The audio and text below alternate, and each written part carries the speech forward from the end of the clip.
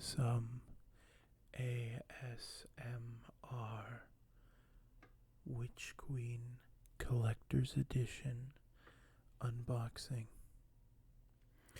I have to be very slow in my movements, and I apologize for the shaky camera. I normally have it on a tripod or just a boom arm of the like, but I had to move it to my desktop, to my monitor, and I did not realize, except for the few recordings, that it was so shaky. So I apologize for that. I will try my best to not bump the table so that it shakes the monitor and in turn shakes the webcam. First off, as you can see, it comes in a lovely box. This is actually a really nice box, and I plan on keeping it. Now, a heads up, I have looked through it just to make sure, because I was really worried, but I do hope it doesn't change the experience. Anyways, as we open this up, we are greeted with a wonderful artwork on the box with Savathun, the Witch Queen, and I'll try and grab this.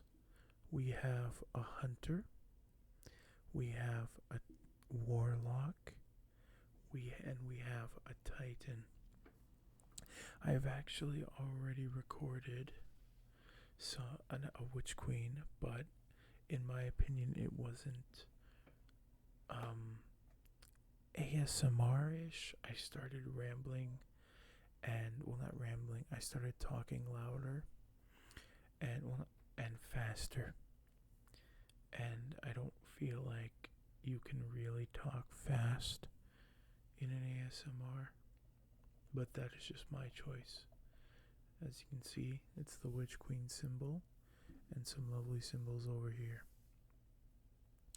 I shall be taking the box off and going through all the items. I just wanted to show you guys another look at the art. There's a lot of good little secrets here, like, again, Savathun being in the Savathun. Sorry, I don't know why I'm having trouble. You'd think wouldn't be playing this game for I don't know, 4 or 5 years. But so yeah, that's the artwork on the box. And first up, okay, I'm just gonna move the box so I just realized I'm kind of stuck. Hold on.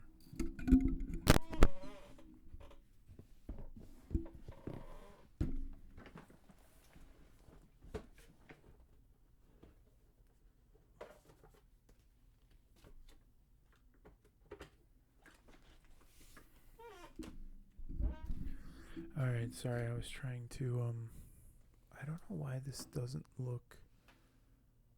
There we go. So, these are the 4 items, I guess 5. I kind of consider the sticker not to really be important. I don't know what this is. It's just a sticker. It's a cool sticker, I guess. I'm going to put it on. Oh, fell down there. I'm just going to put that to the side. These are the 4 important items. Each one has a code. What's it called? Like, you see this symbol here? I'll flip that over. This symbol and this symbol here in the back of the book. I don't know if you can see it. Let me put it in the light, maybe. Yeah, I don't know. Sorry if you can see that, but there is a tiny pattern. And on here as well, there's the pattern that it was on the key card. That means that there is a chip inside of this. And the way the chip works is when I bring out the what's called the psychometer, the psychometer, I don't know, sorry. It will actually play certain things, and they are all kind of loud. So I would suggest going and looking at them on other videos because um,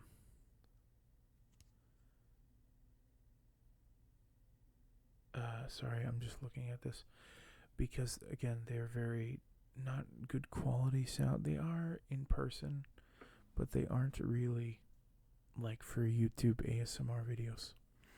All right, first up, a nice holographic. I don't know what to call it. I guess it's already bending, so that kind of sucks. I didn't realize. I don't want to break it, but it's a nice holographic postcard from Mars. And you can see that it's either got corn and it's in the past, or it's on fire and it's in the future. This does come with a code that has already been used, so I'm not afraid to show it off. But this is a very nice card. Anyways, next up is the dossier. Dossier. These have already been solved, but it did come with puzzles. And I'll read one. From I Am the Crucible Shacks to Vacan Clock Ikora Ray. Dear Ikora Ray, champion of the Crucible, memorable pain in my arse. Resting my voice as I dictate this, my ghost forbids me to incinerate myself so I can return with a fresh throat. Guardians did admire that trick. They called me the Bellowing Phoenix. Ha ha, reborn in fire to shout again. You wrote to me about ghost morale in the Crucible. How do the fretful things stay happy when the Guardians die so much? Sorry, the truth is, Ikora, that the Crucible attracts those who have a tolerance for fat lips and burnt fingers. The ghosts are not bothered by their charge's annihilation, so long as it is all in the game. But I did notice a change in the tone of the Crucible when I let my natural enthusiasm shine through. Reprimands were not encouraging the improvement I wanted. Even the audience felt sour and sad when I chastened a newcomer. The answer was behavioral therapy, accompanied by a course of nootropics to promote neuroplasticity and fight depression. By the end of the sessions, I was battering straight through the walls of the clinic in my excitement to show the world who I was. I visited city hospitals and helped children learn how to squeeze the illness straight out of their own shadows. I once headbutted a probability kiln so hard that it produced a live subcabal centurion, which I then arm wrestled to submission when I brought my new excitement to the Crucible. I delighted my players and my audience. We all have our fears and regrets, certainly. Have I ever told you about my night of passion with Queen Marasov? The passion we shared with Pothos,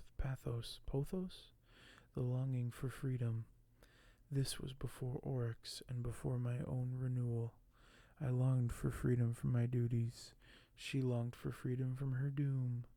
The Tempest is a play saturated with the yearning for freedom. It is also concerned with the yearning for freedom. It is also concerned with the relationship between master and servant. And when I had finished reciting it, Mara asked me to tell her stories of the once servant who she yearned to meet again as an equal. Shurido, the woman I named a Tempest.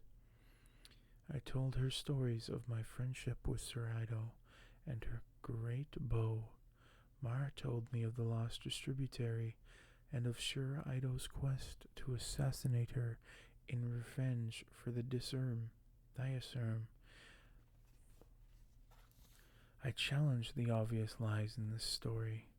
The Shurido I knew, Dragon Slayer, whose arrows pierced illusions, would never have hesitated to kill, no matter how beautiful her target. And how could Shur, who had shrugged off talk of gods as nothing of her concern, have also been a fanatical servant of the diasurm who cared only for lost divinity? Inconsistent and therefore a lie. Mara was delighted by my disbelief. She told me that she would tell me the truth about Shur if only I would take off my helmet so she could look into the eyes that had gazed so often on her beloved.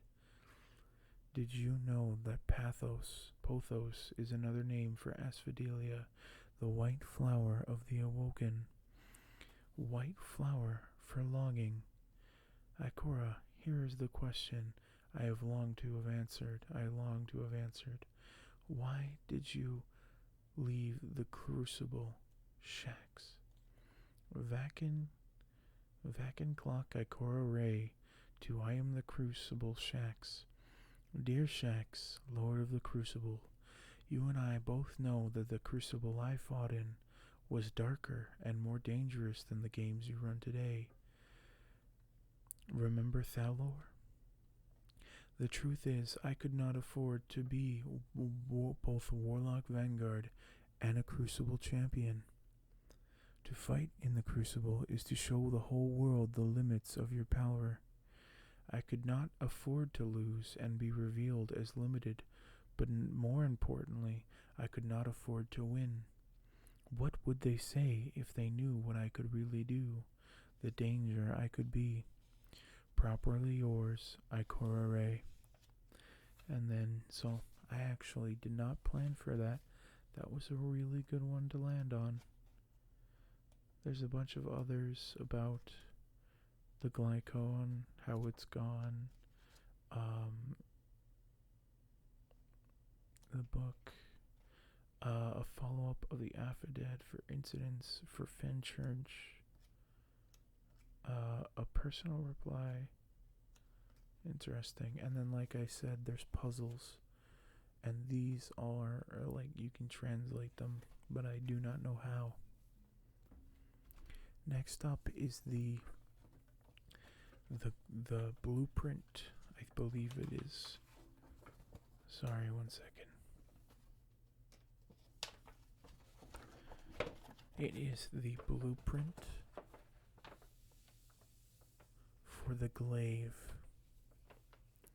The glaive is a really nasty weapon in the Witch Queen.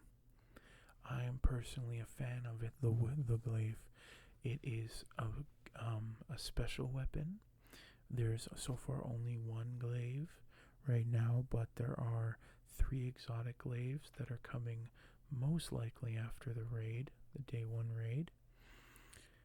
But the one glaive that you can have now is, I actually believe, is this one up here. It's called the Enigma. And what I like, well, there's one thing I don't like about the Enigma, it's just that none of the perks work with meleeing. They only work with the shot ability. Excuse me. They only work with the shot ability. And I personally find that a kind of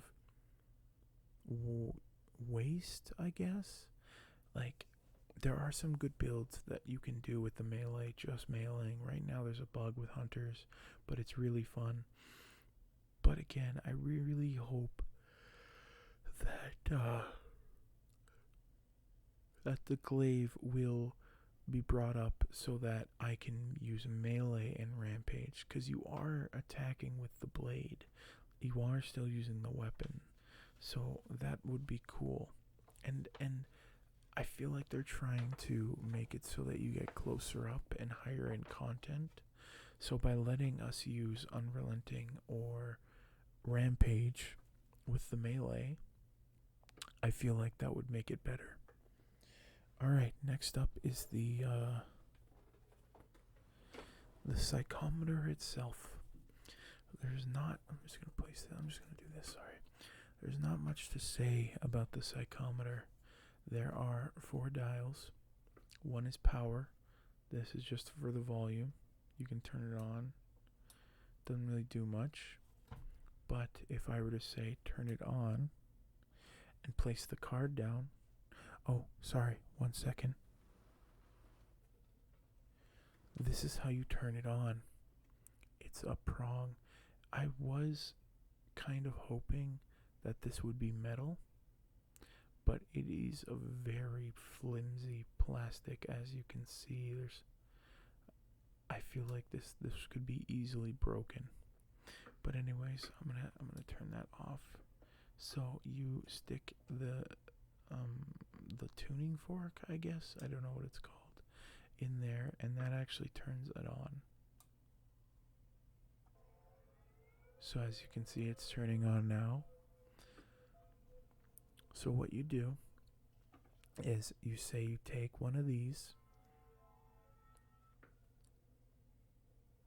I wonder. So if there's nothing on it, will it work?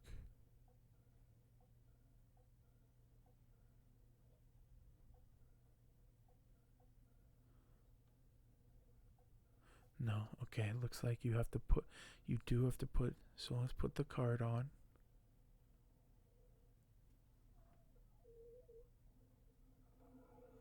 I'll turn that up. I don't know if you can hear it or not.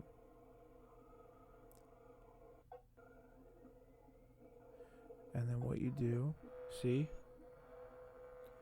What you do is you turn these dials until all 4 are lit. There's 3.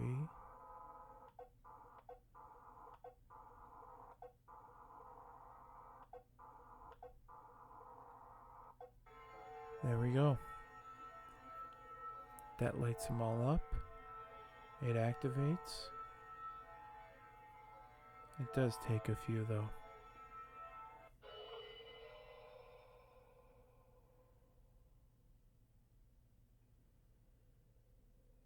Remember the first calling. Find thyself, know thyself, destroy thyself, shed thyself. Embrace a new skin, become the many.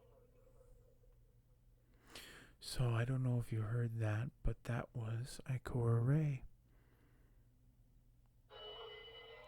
I'm going to take that off. This is where the gravy comes in though. There is a part here that you place down as so.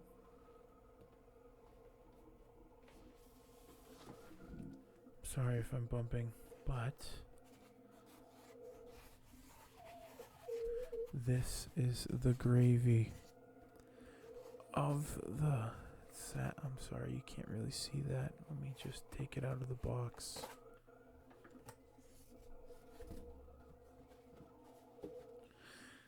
The Hive Ghost. And then what you do is you just place it down. Oh, is it upside down? Oh, no, it's not. Okay. It's a bit. There we go. And now you do the same thing.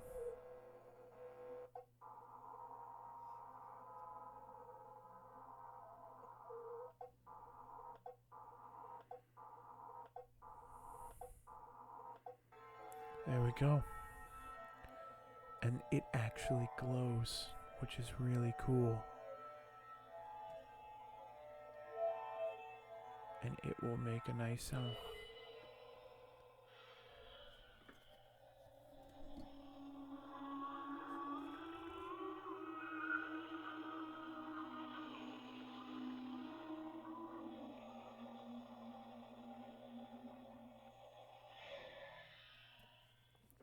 That was I can't say it properly. That was Savathun's song. I don't know why I'm having a hard time. But yeah, so I'm really kind of sad that it doesn't glow unless it's playing, because it looks so cool glowing. Maybe there's a way to just keep it glowing the entire time, because if I would personally love that. So that about does it for the Hive Ghost and the Psychometer. This came up to about $240 Canadian, but because I bought the deluxe edition and everything else, it came up to about $400 or so. I did pre-order this back in August. I'll try holding this more this way. Again, I did pre-order this back in August, and I've been waiting for it for a good while, and I got it about a week ago. Like I said, I did make a video about this, but again, it wasn't ASMR, and I figured this could really use a redo.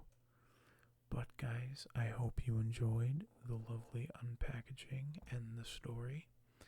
I will be doing an ASMR walk around of Savathun's throne world, especially the Lucent, basically her castle. As always, this has been Tech Stomper, signing off of Tech Industries. GG and goodbye.